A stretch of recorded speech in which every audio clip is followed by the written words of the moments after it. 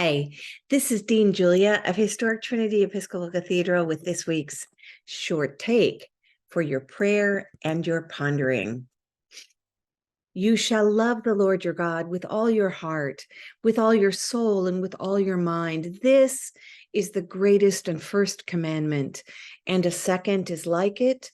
You shall love your neighbor as yourself. This is how the Gospel of Matthew in the 22nd chapter records Jesus's famous teaching known as the Great Commandment. The teaching is foundational for Christians, reminding us that the love of God and love of neighbor are inextricably linked. Now, the Great Commandment is also an opportunity for us to humbly remember that this teaching was hardly original to the New Testament.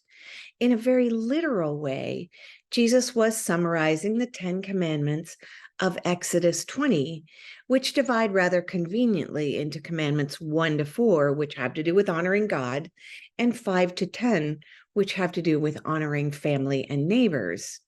And the ordering is not accidental. From ancient times, the Hebrew people, of which Jesus was one, have understood love of neighbor to flow from the love of God. The Great Commandment also echoes the Shema, the central prayer of Judaism, traditionally recited every morning and evening.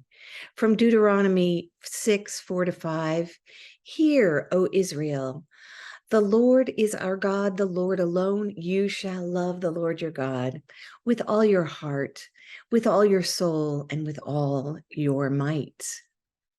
The Shema and the Great Commandment are touchstones for me as a person called to lead people in the worship of God. Our transformation in holiness begins when we acknowledge God as the source of all good, but also and inevitably leads us out to our neighbors in loving service.